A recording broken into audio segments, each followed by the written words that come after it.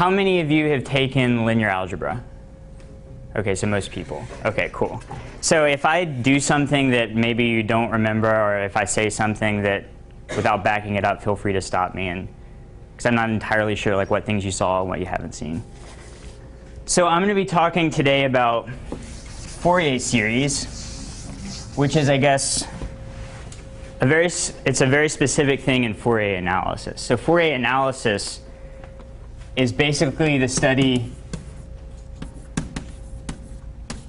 of the Fourier transform. And oh yeah, another thing that I'm going to be doing is maybe like writing on the side, just I might word drop or theorem drop just to get you, give you something to look up afterwards and that kind of stuff. So yeah, Fourier analysis is basically the study of the Fourier transform, and everything I'm talking about today is going to be looking at the Fourier transform. So it's the Fourier transform on the circle. And so that's what Fourier series are. It's a very specific instance of the Fourier transform. So the big picture, the Fourier transform is the thing that connects to tons of math. And this is one specific instance of it. And hopefully, yeah, I can give you a good idea of all the different ways you can use this.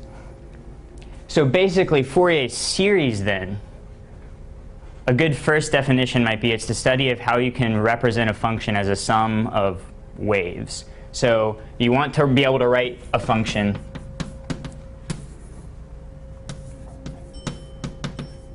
as a sum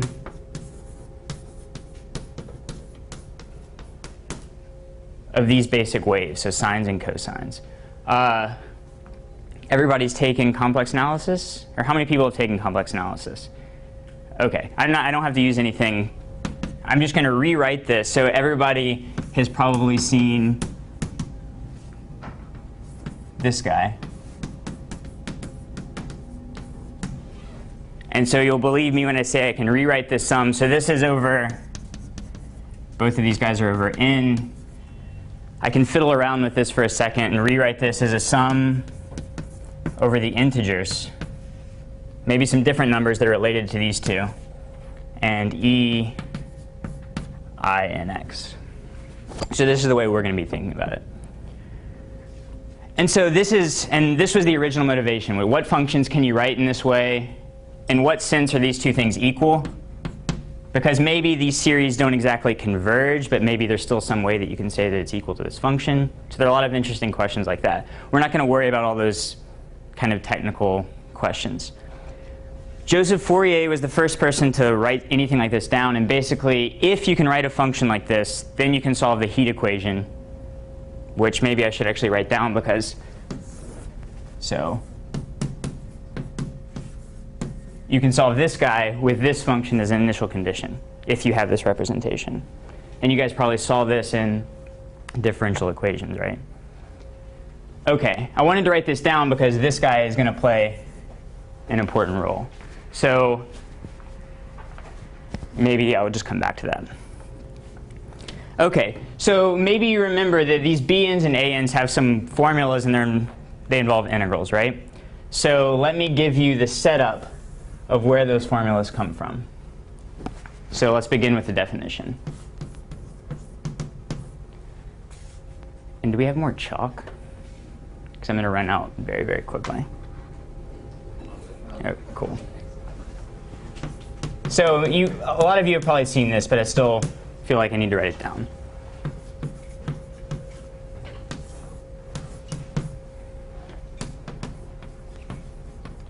So a Hilbert space is a vector space, which is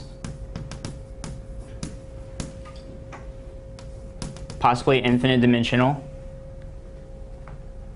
along with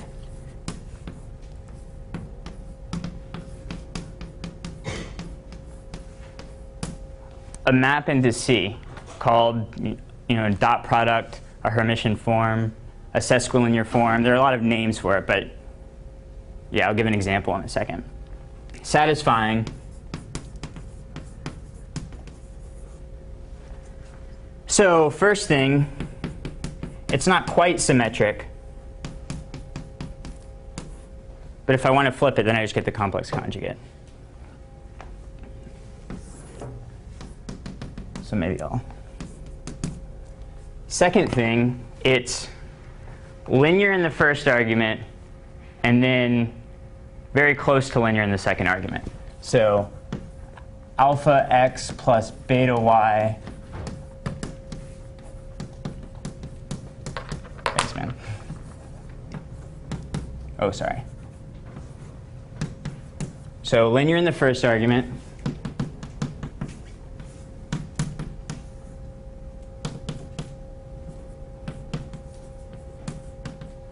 And then in the second argument, I get out complex conjugates. And that's just because of this.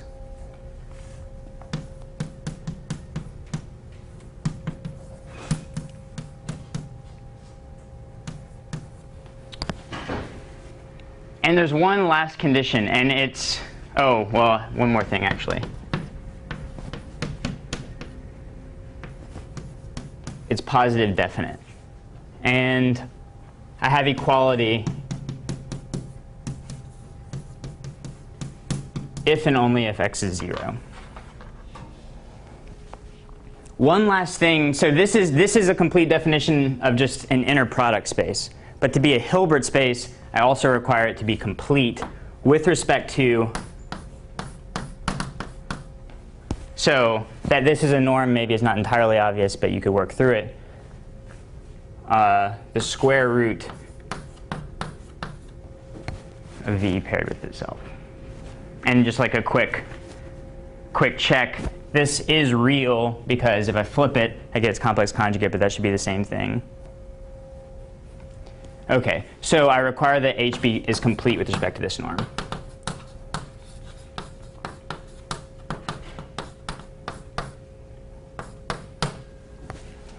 And does everybody remembers what complete means? Cauchy sequences converge? OK, cool. OK, so let me maybe do a few examples.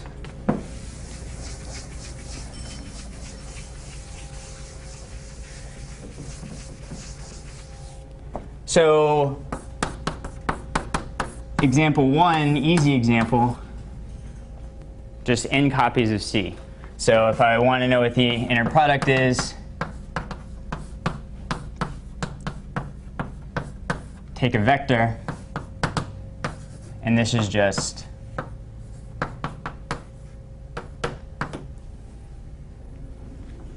multiply the coordinates and sum them up, except in the second one, take a complex conjugate. And this is something everybody's probably seen before. So if I replace the w's with z's to check what the norm would be, then this would become so.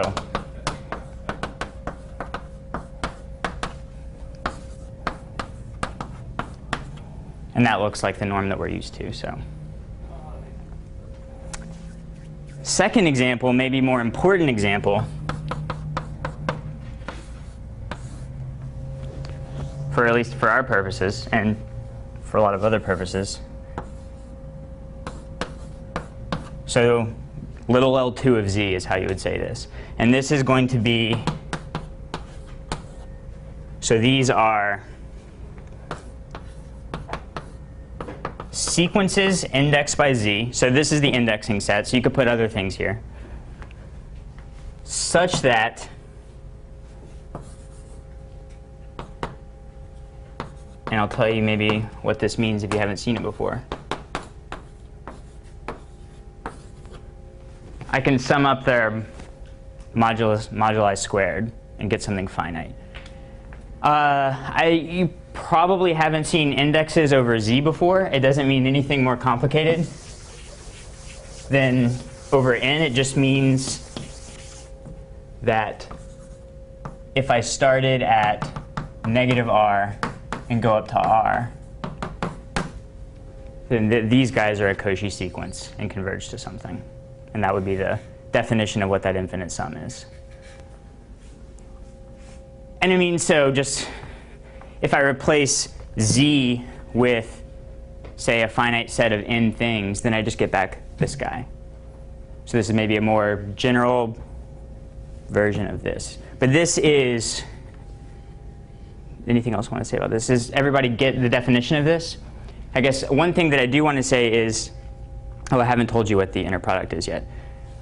but it's probably, or at least shouldn't be entirely obvious that this is even a vector space.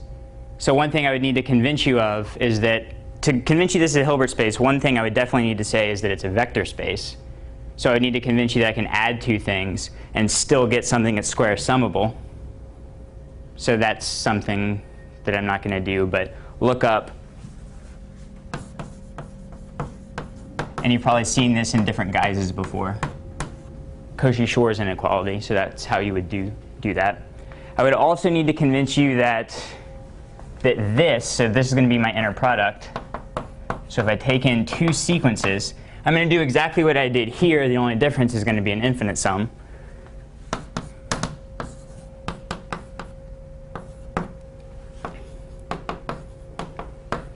So that this is an inner product, I can just argue by analogy this guy's an inner product, so that is too.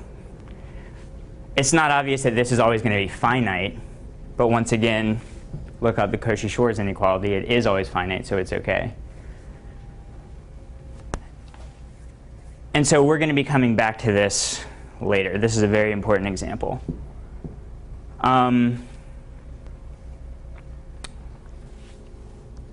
Yeah, so to convince you, I mean, it looks obvious, but if I wanted to convince you that this guy was actually infinite dimensional, then I would need to write down an infinite basis, right? And obvious basis for this would be, so zeros. So just put a 1 in the ith slot and zeros everywhere else. And then this is definitely going to be a basis for this guy. It's obvious that these guys are linearly independent just because if you add them or anything, the coordinates don't interact. Yeah, the addition's just coordinate-wise. And so maybe, yeah. And one interesting thing about these guys is that if I look at EI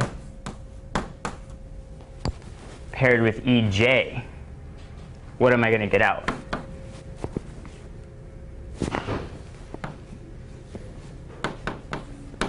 Yeah, 0 if I put in two things that are different, 1 if I put in the same thing. And so this is actually called an orthonormal basis for the Hilbert space. It's basically, it's a basis. So let me maybe make this a definition. This is something that you can find in any Hilbert space. And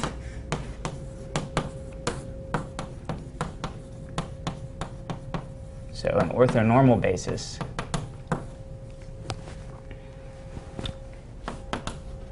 is, well, it's a basis, but so it's a basis over whatever you're indexing, however big your space is, such that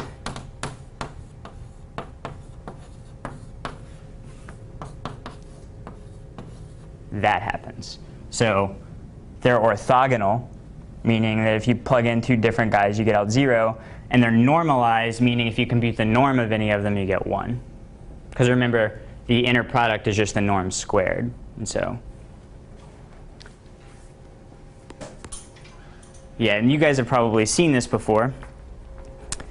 But an important property, or the reason you would want to write this down in the first place, is because it makes everything easy to do, right? So if I just took a vector, this is a basis, so I know that I can write it. I'm not going to worry about the indexing set. I know I can write it like this. Well, how do I figure out what the numbers are? Well, I can take the inner product of V with EI. So this is just kind of a simple exercise, but and if I write V like this, well, maybe I should pick J here with EJ. Then just use the basic properties of the inner product like linearity and everything, and I get out sum AI EI EJ. But this is 0 most of the time, and 1 exactly when J and I are the same, so I just get out AJ. So all the coefficients are really just inner products of V with the EIs. And that makes doing anything very, very, very easy.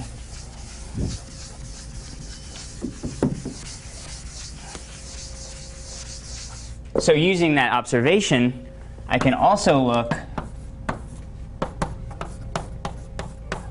at the norm of V. Once again, just use basic properties. So I won't write everything. So using linearity in the first coordinate, and then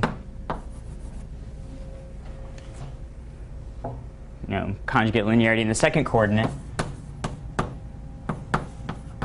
and then using the fact that this guy's an orthonormal basis, the only times that, I can collapse this double sum into a single sum, and I get out this. And remember, I didn't start with a little L2 space. I just started with an arbitrary Hilbert space, wrote this as a sum. But so you can see that I have a map from H. So in this case, let's say that everything was happening over Z. Then I would have a map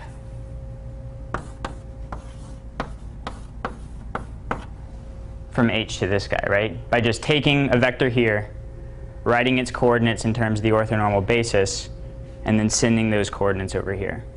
So, like in this case for the V's, V would just go to this sequence. This sequence isn't, yeah. Why is it L2? What's the 2 stand? The 2, that's a really good question. The 2 stands for the fact that I'm taking their squares and summing them. So this is actually a specific case. I could put a P there for P between 1 and up to infinity. Yeah.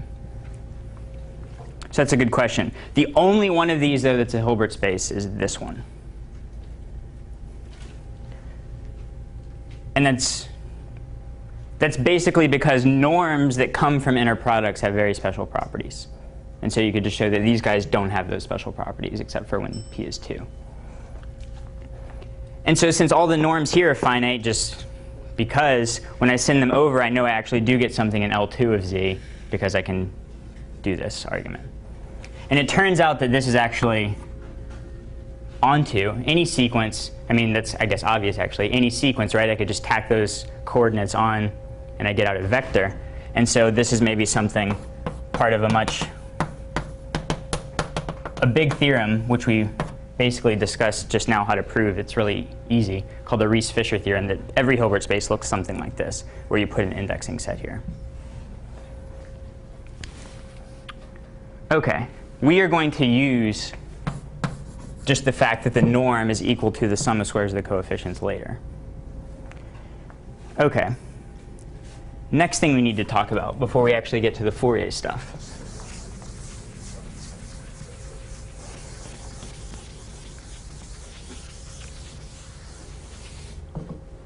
are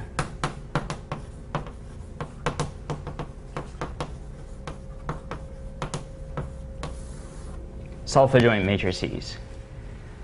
So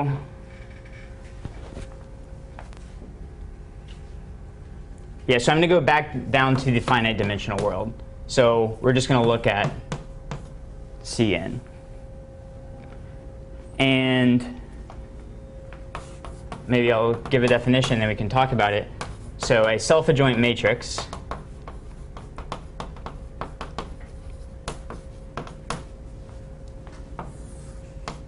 is a matrix. It needs to be invertible. It has complex entries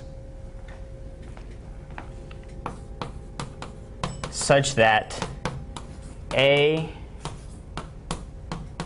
so this is all notation for this, A is equal to its conjugate transpose. So if I take the transpose and then I conjugate all the entries, I get A back. It seems maybe just like a random quirky thing, but it's actually very, very, very important.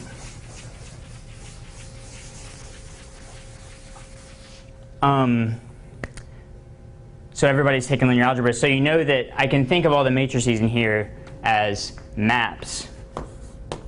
So in this case, from Cn to Cn, right? I could take a vector, multiply the matrix with the vector, and I get out another vector. And it's a linear map. It's invertible because that's how I picked it. But the important point here, well, maybe I'll do an example and then tell you what the important point is.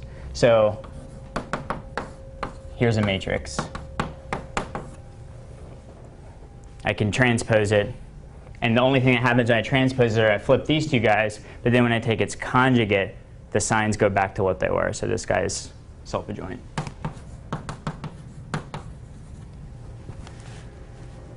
Maybe more importantly, though, so A E1, where E1, maybe I won't write it that way. A of the vector 1, 0 is just this column. So I get out the vector 3, negative I. This is, I guess, not the right way to write this, but I should write it like this. A of 0, 1, so the second vector, I get out I3, right? That's just what the columns are telling me. But maybe the important thing to notice is if I take the vector 3, negative I, so that's this guy, and I take its dot product with the vector 0, 1, then multiply these two guys, I get 0. Multiply these two guys, I get negative I. So that's not particularly interesting or anything. But if I do the other way around, so I look at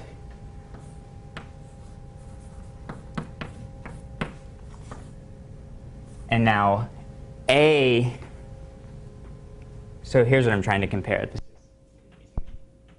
E1, E2, I'm trying to compare with E1, A, E2. So A of E1, E2 is what I had here. Now I want to do E1 paired with A of E2, which is this guy. So that's the vector I3. Remember that in the second coordinate, it's conjugate linear. So I don't get out I when I do this. I actually get out negative I. So I get out the same thing. And this is the important point of self-adjoint matrices. The point is that for a self-adjoint matrix, I always have, so if I apply A to this side of the inner product, it's the same thing as applying it over here.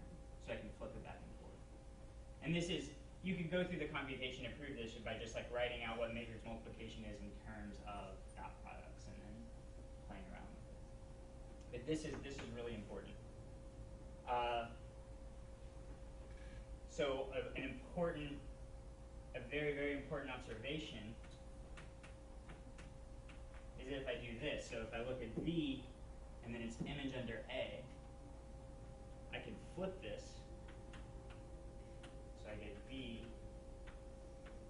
complex conjugate, but because A is self-adjoint, that's the same thing as putting it over here.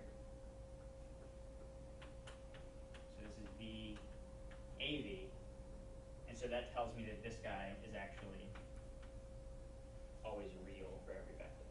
And that's, I guess, an important observation in like when you do Schrödinger equation stuff. Like that's, if you ever do anything with Schrödinger equations, everything is required to be self-adjoint basically because of that. And some other stuff. Okay, so a big theorem that you probably didn't hear called this,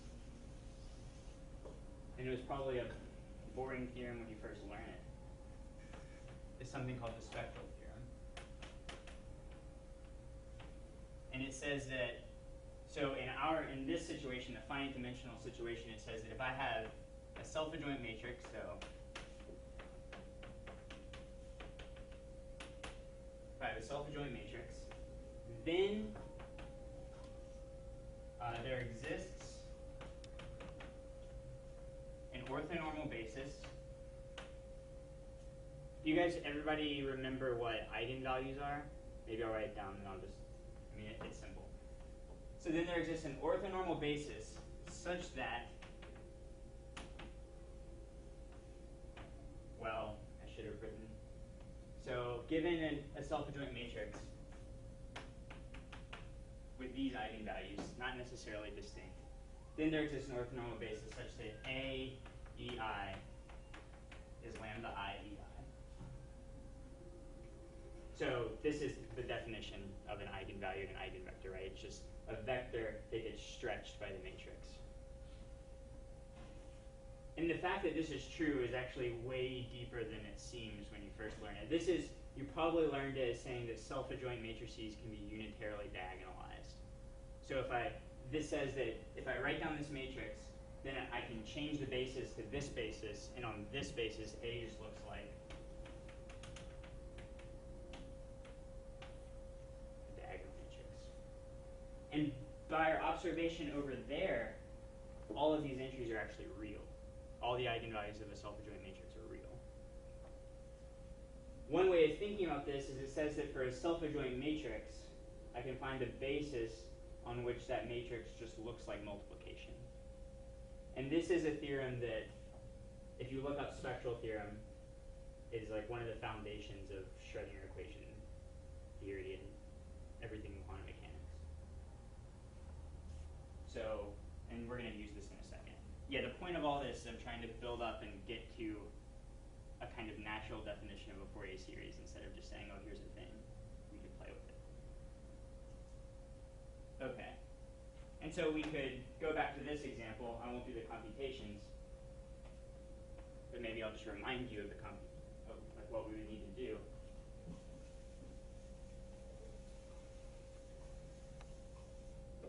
So I would need to find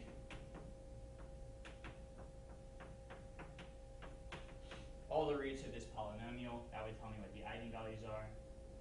You guys probably remember this. And they're going to end up being, I think, 2 and 4.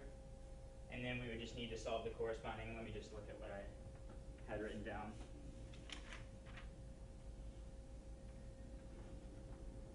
Yeah, and then we would just need to solve the corresponding matrix equations for this, figure out what a vector is that does this. And if we just did this for each of these guys, we would find the vectors 1, I, and 1, negative I. So these guys aren't normalized. They don't have norm 1, but if we took their inner product, we would definitely get 0. That's just kind of a computation. Okay. So now I'm going to start maybe relating it to this guy. So if you guys remember in diffie-Q, you solve systems of ODEs that look like this, right? And the way you solve these systems, you look at this matrix, you find its eigenvalues, and then you put them inside of exponentials. And that's basically how you solve these. Okay, so now let's maybe go to this guy.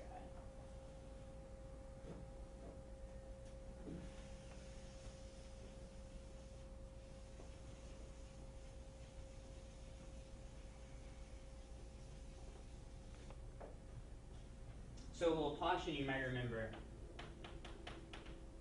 it's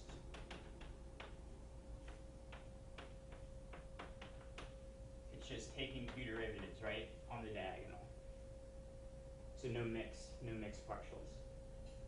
Since what we're about to think about is just going to be one-dimensional stuff. I mean, this is, in the case of one dimension, just taking 2 derivatives, just in case you haven't seen Laplacian, it's nothing more than that. So let's see, actually I need to introduce a Hilbert space first, where the Laplacian acts. And then maybe the goal is I'll give you kind of a rough argument that the Laplacian is actually self-adjoint, tell you what its eigenvectors are, and then by analogy with this, that's exactly where Fourier series come from. So the appropriate space, so I'm going to call this definition and theorem, so I'm just going to claim that it's a Hilbert space. So this is a different L. Yeah, maybe I should do L again. So this is the space of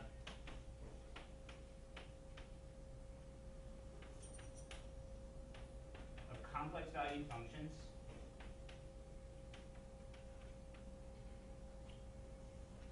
such that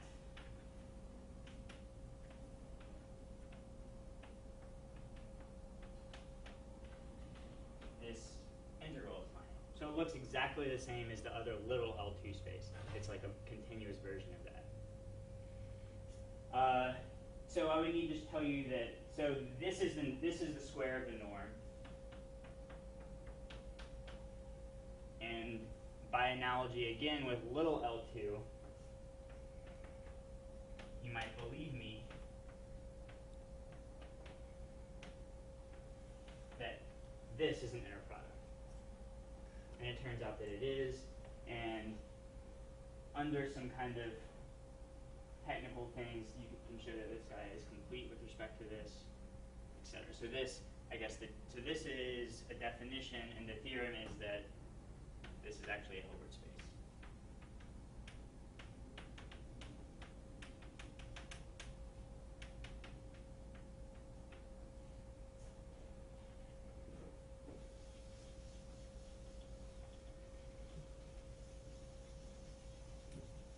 Any questions so far about anything? Okay, so let's maybe look at this guy. So you proved, or you think about in Calc 1, this, taking derivatives is linear. So this is a linear operator for sure. We might have to worry a little bit about the fact that if I take a function in here that's square integrable, and I take two derivatives, maybe it's not square integrable anymore. Like an example of a function that would be in here. So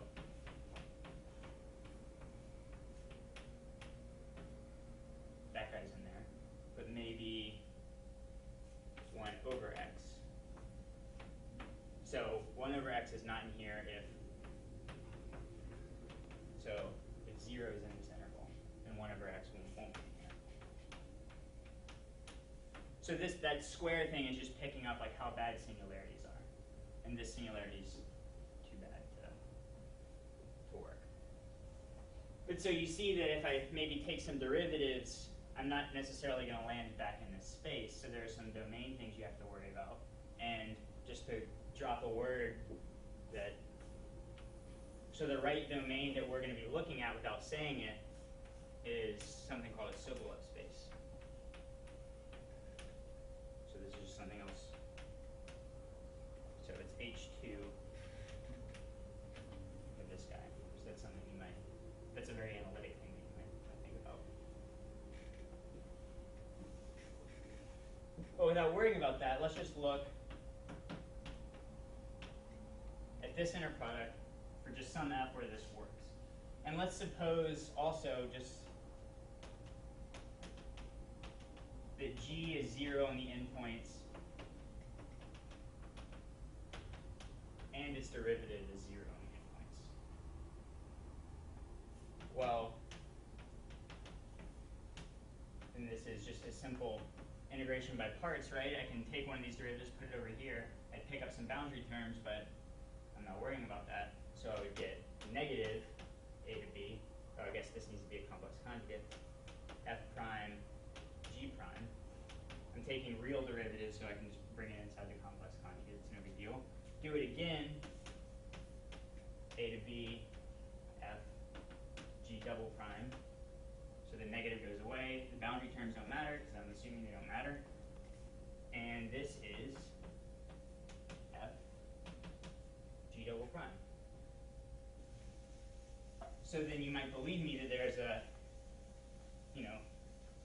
mod some technical stuff.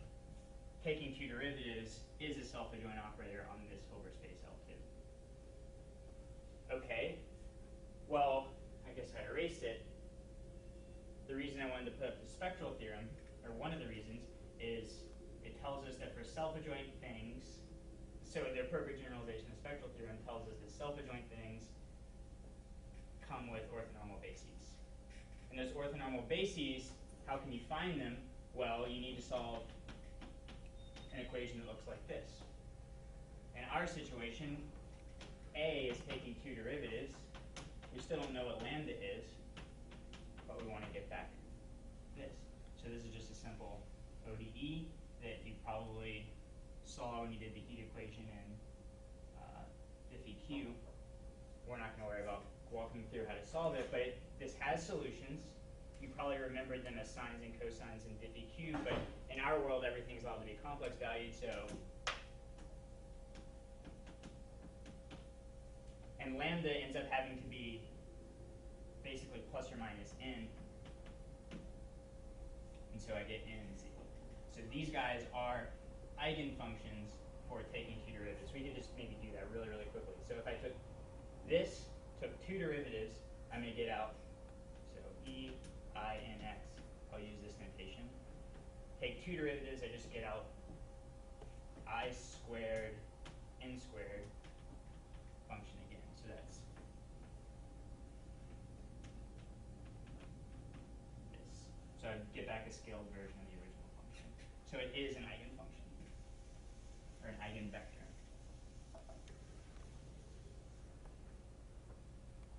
And what does the spectral theorem tell us? Well, it tells us that these guys, so if I can find the eigenvectors, then it tells us that they're orthogonal. So I get for free, not that this is hard to show, but that if I take their inner product, I get 0 if n and m are the same. I haven't normalized them. I'm not going to worry about that right now. So they don't have norm 1. So I don't get out the Kronecker delta. I get out scaled version of it. But it also tells me that for all f in this space, I can write f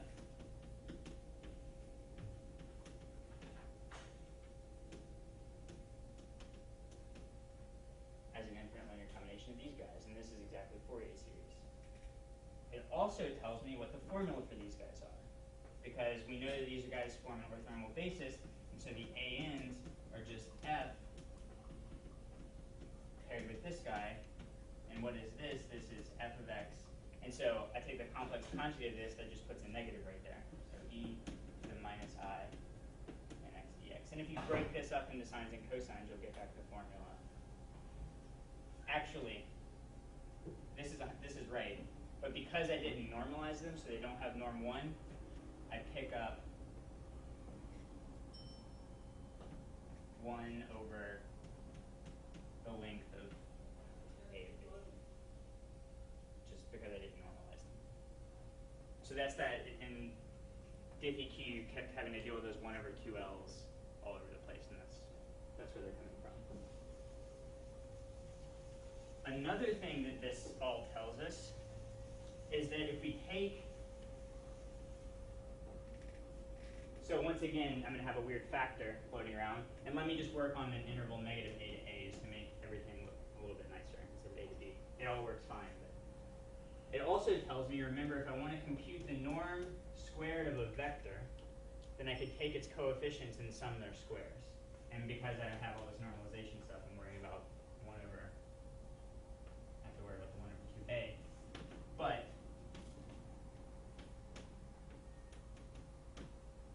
so it tells me that the L2 norm of a function is the same thing as the little L2 norm of its Fourier coefficients. And this is all just basic applications of Hilbert Space theory. And is there anything else that I need to say? No. Okay. So are there any questions about any of this yet? Okay, cool. So basically, what have we done? So more or less by analogy with the Selfadjoint matrix case, looking at this guy, we found a space where this operator was self-adjoint. We found an orthonormal basis on which this operator looks like multiplication. And we just said, okay, we can write all functions with respect to this orthonormal basis. And that's exactly where Fourier series come from. It comes from this process of diagonalizing these differentiation operators. Another interesting fact, the fact that only discrete lambdas are allowed here, so my indexing set isn't like R or something, it's integers. This is where the word quantum comes from in quantum physics. It's, yeah, I mean, you probably do that in your first like quantum mechanics class or whatever if you solve these equations, but it's basically a statement about the discreteness of the spectrum of this operator. Okay. So that's the setup. And now, so in the last like five minutes, I'm going to do an application of this. So maybe up to this point, it just kind of seems like you're doing stuff, but it turns out this is all highly non-trivial. So you probably remember from Calc 2,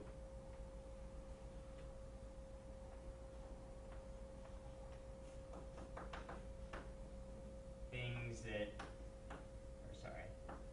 that look like this, right? Geometric series. They're convergent if this guy has absolute value less than 1. There's a formula for what they sum to. It's A over 1 minus R. Seems boring at the time.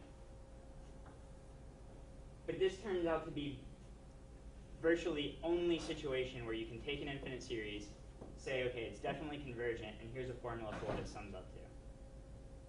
Otherwise, it is literally an impossible problem. And this is kind of silly, but also not entirely inaccurate. Maybe you guys have seen things that look like this before.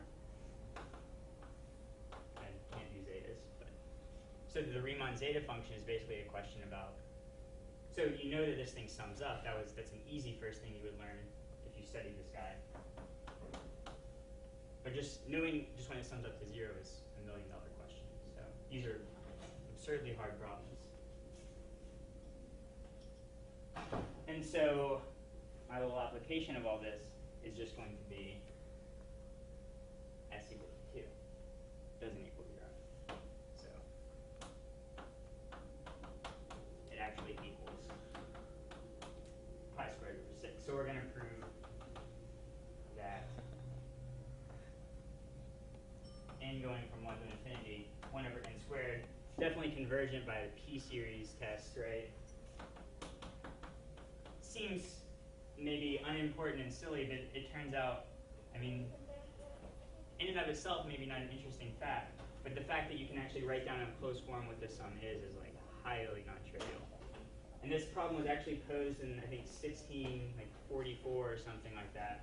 I don't know why someone asked the question, but they did, and it took 90 years for anyone to solve it. And when Euler solved it 9 years later, he didn't use the technique I'm about to show. He used some kind of non-rigorous, like fudging around with the power series of sine. And he looked at this guy. I can show you afterwards if you want. He looked at this guy and he said, well, this guy has roots at plus or minus n pi. So if it was a polynomial, I could factor it. So he factors it into a big infinite product, and then also writes down the Taylor series and then compares coefficients and gets out this guy. We're going to prove it using Fourier series. And it's actually really, it's really simple.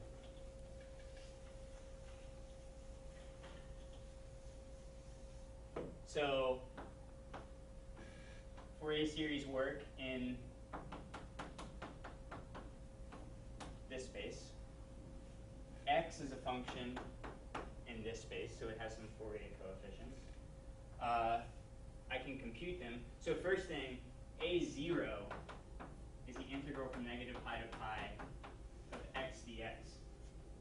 Because when I plug in 0 into exponential, I just get out 1. X is odd, so I don't even have to worry about it. I get out 0, because it's a symmetric interval. And then, other than that, I can compute an. Sorry, there should be 1 over 2 pi's everywhere. That's going to be important because I'm trying to get out of this exact number. So let me make sure I don't mess that up. So x e to the negative I in x dx. So just do integration by 1 over 2 pi minus 1 over I n. So you guys, and if you haven't done anything with complex exponentials before, I mean, just do what you would do if it wasn't a complex exponential, and that would be fine. Yeah, let me just, so x e to the minus I and x from negative pi to pi minus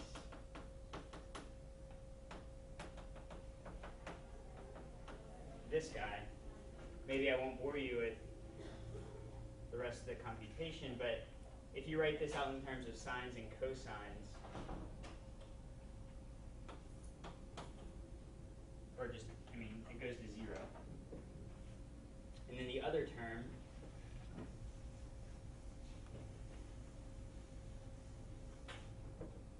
and this is actually a computation you probably did in 50Q, you just didn't know you were doing it. 1 over 2 pi minus 1 over I n. And let's see, get it out.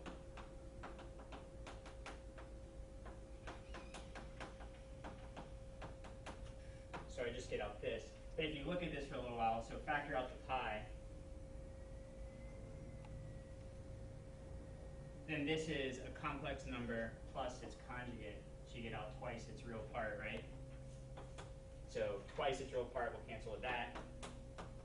I get this. Twice the real part of this guy is sine. So sorry, that's not right. Is cosine n pi. Cosine n pi is negative 1 to the n. So I get negative 1 to the n plus 1 over I n. And so, and yeah. Okay, so these are the Fourier coefficients. So what did we just show? We just showed that x can be written, not 0, as negative 1 to the n plus 1 over I n as e to the I n x.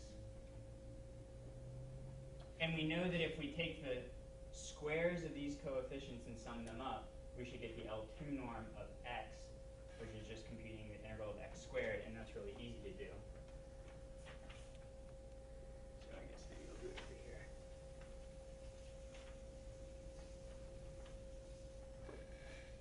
So, from negative pi. So we get back 1 over 2 pi times the L2 norm, if you remember. X squared dx. So 1 over 6 pi x cubed for negative pi to pi. Actually, a better way of doing this, because this guy's even, I can just double it on this interval. And so I get back 1 over 3 pi x cubed from 0 to pi. But that's just pi cubed over 3 pi, pi squared over 3. And pi squared over 3 needs to be the sum of squares of all those guys. So this is n. And if you take the absolute value of those guys, I mean, you just get 1 over n squared. The 6 comes in because I'm actually summing up over z, right? With 2 copies of n. So I get 2 sum 1 over n squared, 1 to infinity. Bring the 2 over. And that's it.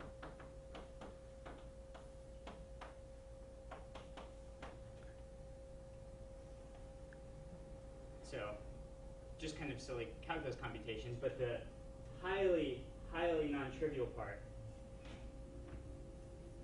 is making this statement. And that's all, that's everything that goes into there is all the Hilbert Space stuff that we talked about before. But then afterwards it's just computation.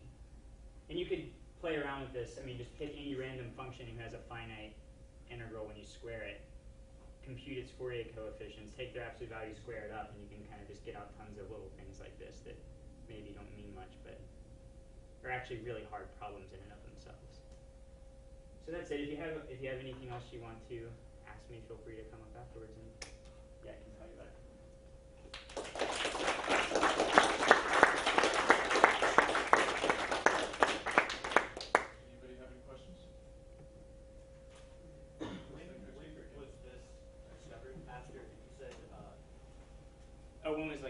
series, I mean, when we're...